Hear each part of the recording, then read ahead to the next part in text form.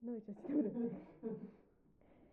Milí poslucháči, vítajte pri novej časti našej rubriky Spoznaj svojho učiteľa. Dnes je našim hosťom pán učiteľ Branislav Soska. Dobrý deň. Dobrý deň, milí poslucháči, starogimpláci a všetci, ktorí si nájdu čas. Ako sa cítite, pán učiteľ? Dobre, keď mám parádne obecenstvo a naozaj taký dobrý tým, ako ste vy, takže hádam to dopadne dobre. Tešíme sa, že vás tu máme. A na úvod vás privítam pár otázkami, ktoré dostanú všetci, každý, kto sedí vo vašom kresle. No a prvá je, čo pre vás znamená byť učiteľom? Pekná otázka a ďakujem, že ste sa takto pripravili na mňa. Učiteľ, nechcel by som ísť nejak tak veľkolepo, že to je nejaké také poslanie alebo niečo, ale je to šanca robiť možno svet lepším. Je to niečo, čo som vždy v podstate chcel robiť. Pracoval som na rôznych pozíciách, ale to učiteľstvo je také rewarding. Dáva to veľa aj mne. Nie len to o to, že v podstate my to len vzdelávame, vychovávame, ale je to niečo naozaj, na čo sa teším. Takže odporúčam, alebo by som sa tak chcel pozbudiť možno nejakých takých treťákov, štvrtákov, ktorí zvažujú, že čo by chceli v živote taktiež robiť. A to učiteľstvo, ľudia dochádzajú a my potrebujeme nejaké nové posily a je to veľmi, veľmi pekné povolanie. Práca s mladými ľuďmi, a povedzme ako ste vy a celá na našom Gimply, tu máme veľmi veľa parádnych ľudí a je to radosť učiť. Takže asi takto. Tak nadviažem na to, že chcete ovplyvniť ľudí, aby sa na to dali. Čo vás najviac ovplyvnilo? Nejaká udalosť alebo človek na voľbu tohto povolania? Môj otec bol učiteľ a už je na dôchodku, takže videl som to z také prvej ruky a vyučoval viacero predmetov na základnej škole, ako bola okrem telesnej výchovy, mal výtvarnú výchovu, na hudobnú výchovu, technické práce a tak ďalej. Čiže videl som svet takej humanity a videl som to pracovné prostredie kolegov, žiakov.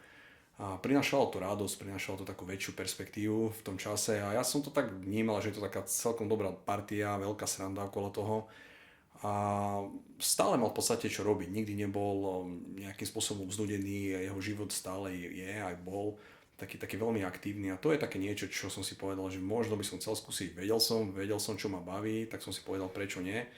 A potom bola realita, boli predmety, ktoré mi veľmi nešli, tak som si povedal, tak toto asi študovať nepôjdem, tak to učiteľstvo to nejakú vyhrálnosť takéto vôle. Asi tak. Takže to splnilo vaše očakávanie? Splnilo to. Zatiaľ to splňujem očakávanie a možno som mal šťastie na možno vhodný typ školy a povedzme ako aj tu na gymnáziu, že ma to hneď od začiatku chytilo a dostal som hneď takú dobrú odmenu, čo som v podstate stále tak dúfal, že tak príde. Tak asi tak, že aj s týmto šťastím, že možno ma to mohlo odradiť, ale nie, mňa to práve, že tak privítalo, dobre, a chcem to pokračovať.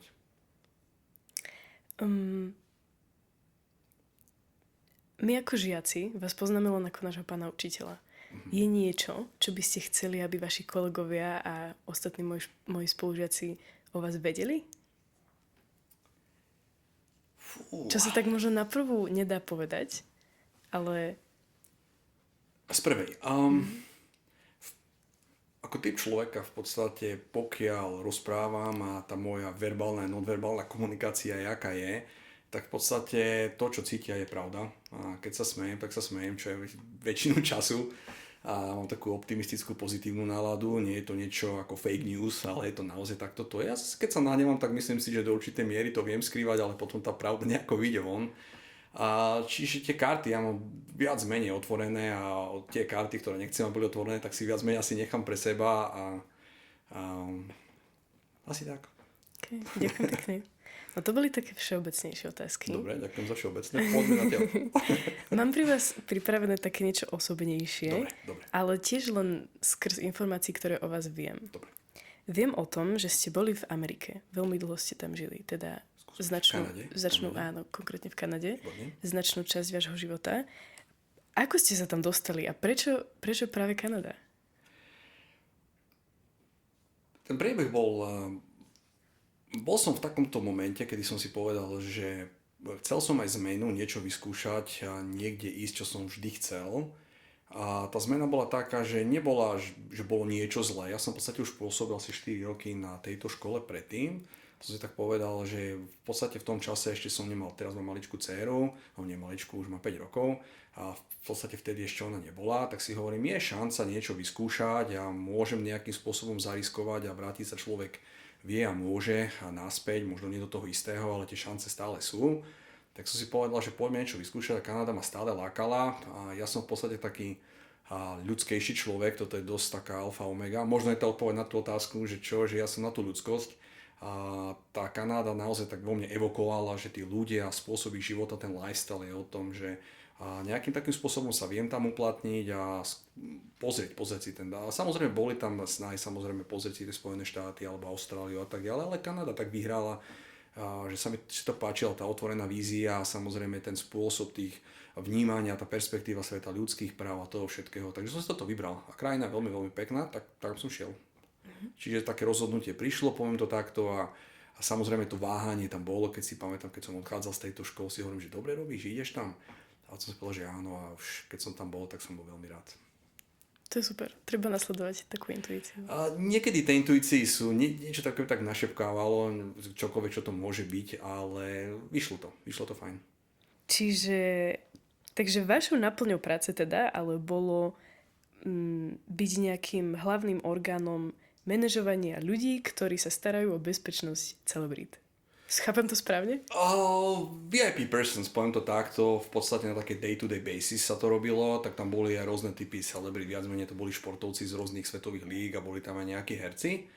Ale okrem toho som mal aj iné také projekty, manželka samozrejme robí pre show business, takže taká pomoc a poviem motanie sa okolo toho sveta, poviem show businessu, herectva a filmu a tak ďalej. Takže toto bolo niečo také,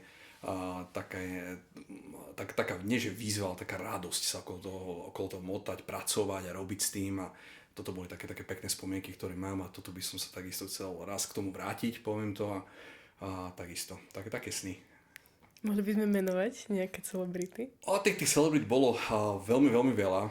V prvom rade tým, že som pracoval hlavne so športovcami, tak to boli najmä to boli hráči NHL, tam boli NBA, bol tam baseball, ktorý takisto moja taká vášeň. A boli tam aj herci, povedzme kanadskí, ale v podstate v Toronte prebieha jeden z najväčších filmových festivalov, ktorý je na svete. A proste každoročne sme sa toho zúčastňovali, čiže po nejakých 14 rokoch som sa dostával samozrejme od červených kobercov až po ten backstage a nejakým takým spôsobom som komunikoval s tým hereckým svetom a s tým Hollywoodom a tak ďalej. Čiže tých celebrít bolo veľmi, veľmi veľa.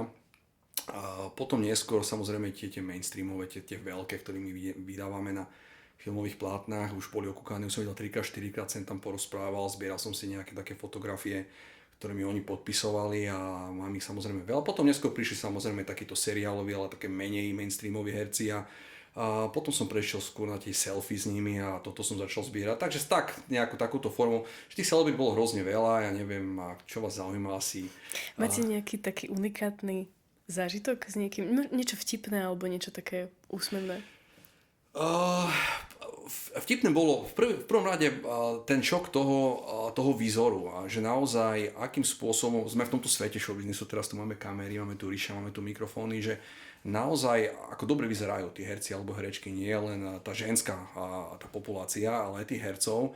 Samozrejme, zaujímavé na tom bolo, ako tá kamera akože pridáva váhu, takže keď ich vidíte v tom reálnom živote, ako naozaj ako veľmi štíhli sú títo ľudia. A takisto musia mať neskutočnú životosprávu, takže toto bolo. Z tých príjemných hercov samozrejme sú motívy, kedy je to veľa námahy samozrejme stretnúť takýchto ľudí, trošičku zaujať a tak ďalej, ale ja neviem od tých celebrít, povedzme, ja neviem od toho Brada Pitta, Georgea Clooneyho, povedzme Toma Hanksa a tam samozrejme tie herečky ohľadom napríklad Angelinu Jolie. Povedzme tá posledná spomínaná žena naozaj je to veľmi, veľmi decentný človek, naozaj sa orientuje v takýchto rôznych misiách, ktoré sa pomáha nejak tomu ľudstvu. A je to taká zaujímavá aura okolo nej a má samozrejme tie svoje deti a tak ďalej, ale nájde si čas na tých ľudí, na tých svojich fanúšikov a tak ďalej. Čiže od toho hereckého sveta celého Hollywoodu, čiže tam naozaj ja som stretol, nechcem povedať, že skoro všetko, ale naozaj tých veľkých, to by ste museli povedať meno, áno a nie a tá moja fotografická pamäť mi hneď povie, áno, táto situácia bola okolo toho človeka a tam som ho stretol za takejto okolnosti a samozrejme, či vo väčšine z nich je naozaj samozrejme veľmi príjemných a poviem samozrejme to, že čím viacej oni sú tie hviezdy väčšie, že nezačínajú, tak sú oveľa viacej ohľaduplnejší a sú naozaj príjemnejší a nepotrebujú žiariť na žiadnej platforme. Už sú tam, kde sú a sú naozaj takí milí ľudia. Takže toto niečo, čo mám, tých fotiek a neviem, možno nejakých 120-130 ľudí vyslovene podpísaných a celebrity, ktorých som stretol, odkomunikoval samozrejme viacej a na niekoľkých bázach. Takže to som len vypichol. Potom sú to moje celebrity okolo filmu, ktoré mne sa páčia, hudby, ktoré sa mne páči. Takže je toho naozaj veľa. Raz ste mi rozprávali takú krátku príhodu o tom, ako ste presne boli na nejakom takomto evente a bola tam hrozná zima. Tak mi tak napadlo v asociácii, že ako by ste porovnali takéto možno tatranskú zimu a kanadskú zimu. Fú, krásna otázka, Angie. Tak si mi odhodila na smeč teraz veľmi pekne. A situácia, kedy bola naozaj zima, tak tým, že ja som 14 rokov bol v Toronte a Toronto je viac menej považované z toho geografického rozloženia alebo položenia niečo také ako u nás je niekde Komárno. Je to dosť dole na juhu, sú tam veľké vinice. A samozrejme ten zvyšok tej Kanady, ktorá je trošku viacej a severnejšia a tak ďalej, tá zima tam je samozrejme väčšia. Ale Toronto tým, že je také južnejšie, tak tie teploty v lete boli okolo 30-35 stupňov a keď prišla zima, čiže je tam veľmi veľa jazier, z zemepisu viete, tak tá vlhkosť robí to, že tú teplotu zdvojnásobuje niekedy. Čiže tie teploty boli bežné od toho januára niekde do začiatku marca okolo pocitové od minus 35 do minus 45, čo bolo bežné. A bola taká iná teplota, tá zima nebola taká suchá, tá bola taká teplota, ako keby sa ten mráz vám prilepil jednoducho na tú kožu. A ten efekt bol samozrejme taký, museli sme sa adaptovať, musel som sa vyslovene adaptovať. Cez to všetko si pamätám, keď som odchádzal z Popradu a takisto. A my tu máme tú svoju zimu. A že existuje ešte aj väčšie štádium zimy, takže ja som v kraťasoch chodil v Toronte možno do polky novembra, kedy oni už mali vetrovky, ale potom naozaj, keď tam ten iný typ zimy prišiel, tak toto bolo niečo mimoriadne zaujímavé, človek musí byť zahalený. No a v tom evente, čo sme robili, čo si sa pýtala, tak Toronto organizovalo All-Star Game pre NBA hráčov a v podstate vychádzalo to na február a ten február tam naozaj tá zima je veľmi haršia, je veľmi tvrdá. A my sme robili v podstate s manželkou vtedy nejaké také dokrútky v rámci tých červených kobercov a bola v basketbalová hala a tak ďalej, mimo tej hlavnej. A vtedy robil rozhovory, myslím, že tam bol Snoop Dogg a vtedy tam bolo na pocit nejakých minus 45.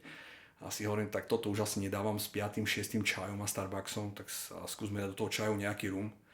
Vtedy som tak povedal, že vtedy som pocítil, že keď je veľmi veľká zima, že ten alkohol ako také v malom množstve, že to veľmi neprospuje, že som cítil absolútne ten chlad, čo som si stále myslel, že to je nejaký mýtus, ale prvýkrát som to samozrejme pocítil aj tam.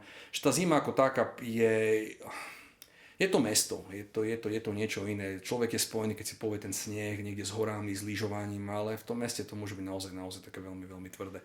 Ale je to v podstate, mal som svojich veľmi dobrých kamarátov, ktorí pracovali ako construction niekde okolo Calgary a v podstate tam robili ohľadom tých ropných takých zásobov, poviem takto, a kladli tam trúbky aj do zeme pre ten gas a pre tú ropu. A oni hovorili, že tie teploty tam pocitové boli minus 50, minus 55. Čiže oni v podstate každé ráno mi hovoril takú príhodu, že keď mal vločky s mliekom, tak niečo také, že on si tam dával polku alebo celé maslo na tú energiu, aby vôbec dokázal tam prežiť. Zaujímavé na tom ešte to, že stále keď boli tie veľmi nízke teploty, tak tá pocit, tak stále bolo v televízii povedané, že máte povedzme 10 minút alebo 12 minút alebo 7 minút na frostbites. Že keď tá koža je odkrytá, je tam reálny čas, kedy vám tá koža v podstate začne potom odubierať pri dotykom s tým chládom, on sa nalepí naozaj ten mist, tá hmla na tú kožu čiže je to veľmi nebezpečné. Čiže v tom februári naozaj tam bolo okolo 10 minút a som naozaj že cítil, že tá koža môže trpieť.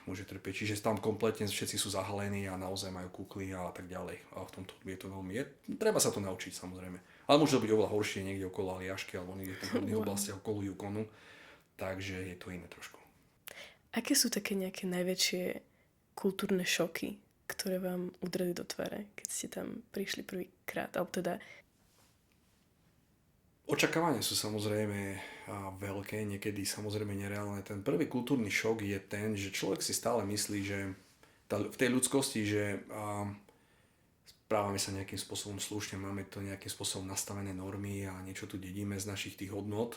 Potom prídete a vidíte, že niekde to funguje oveľa lepšie a človek má čo doháňať. Čiže z mojej takej perspektívy, kedy som si ja myslel, že naozaj tá empatia, povedzme tá asertivita, ten nediskriminačný mód, že mám si myslím, že celkom dobre nastavený, ale tam som pochopil, že ako vysoko je v podstate celá populácia a potom som stretol veľmi veľa fantastických ľudí, s ktorými aj dodnes som v kontakte a som sa naučil, že ale ešte mám čo doháňať. Poviem to takto. Čiže ten kultúrny šok, samozrejme je to oveľa väčšie, je to, tá krajina je samozrejme rozvinutá, ale tí ľudia, tá úroveň tých ľudí, akým spôsobom spolu komunikujú, je niečo úžasné. Tá Kanada je o tom, že tí ľudia sú na tom pláci, ktorom robia, alebo na tom ľadovom rinku, že oni hrajú tvrdo, ale po skončení tej game sú veľmi, veľmi ľudskí. A toto je niečo, čo by sme si my mohli povedzme brať príklad. Že ten faktor toho naozaj tej ľudskosti je nastavený veľmi silno a oni vás príjmú medzi seba, pokiaľ zistia, že to viete aj vy robiť. To nie je o tom, že oni povedia, že niekto je múdry, niekto je šikovný a niekto dokázal to. Takých tam bolo veľa a možno aj bude. Ale táto je základná. Každá nejaká krajina má niečo nejakým spôsobom nastavené a u nich je to naozaj to be humble, polite a help each other. Asi takto. A toto je alfa omega Kanaďanov. Takže kultúrny šok z tohto pohľadu. Určite aj ceny potom nie asi. Ako? Určite aj ceny a takéto veci. Ale viete čo, ani nie. Prekvapenie bolo kultúrny šok, keď som sa vracial späť a nechodil som domov tak často a to je ten kultúrny šok naspäť, že tie ceny, my tu máme nastavené tiež trošku vyššie a tam to nebolo až také. Samozrejme ceny iných vecí, tam sú ceny vysoké, ceny nehnuteľností, cena vzdelania ako takého, niečo, čo my tu bereme v podstate ako samozrejme, alebo máme platené alebo hradené štátom, tak toto nie, ale ostatné veci ani veľmi nie majú. A sú takí otvorenejší, sú takí viacej usmievavejší, naozaj toto je niečo, čo ja sa tu snažím tiež priniesť, povedzme aj do tejto školy, aby ľudia naozaj sa každý máme tie svoje starosti, ale trošku pousmievať sa a tak ďalej, takže naozaj ten kontakt je veľmi, veľmi príjemný, ten prvý pri Kanaďanoch. Samozrejme to je ich povesť, ktorú oni vo svete majú a naozaj sa povie, že tá Kanaďania môžu byť, ale vedia byť aj nahnevaní, ale vedia sa odosobniť. Rozprávate o tom veľmi pekne. No a ďakujem pekne. Takže mňa zaujíma, prečo ste sa vrátili? OK, tak tieto otázky na telo. OK. Takisto prišla taká časť, kedy sme v podstate, než dosiahli, lebo to sa nedá takto povedať, ale v podstate narodila sa nám dcéra v Kanáde a tak ďalej. A takisto som chcel, aby zažila našu kultúru, stretla, spoznala starých rodičov a trošičku vrátiť sa naspäť.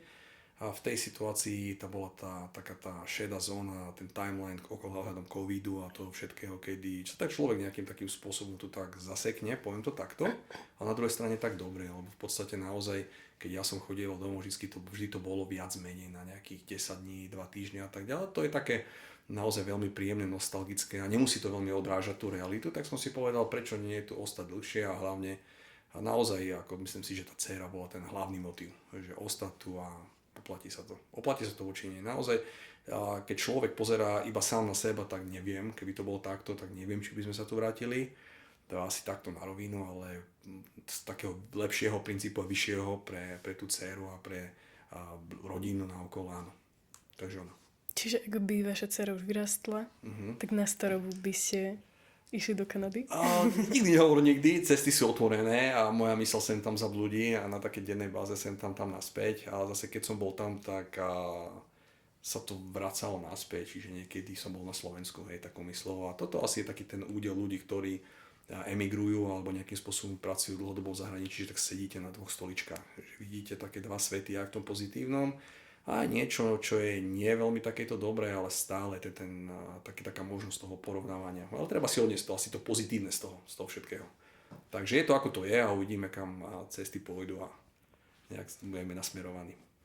No my sme zatiaľ veľmi radi. Myslím si, že všetci, že vás tu máme u nás v škole. A ďakujem veľmi pekne a je to také obojstranné.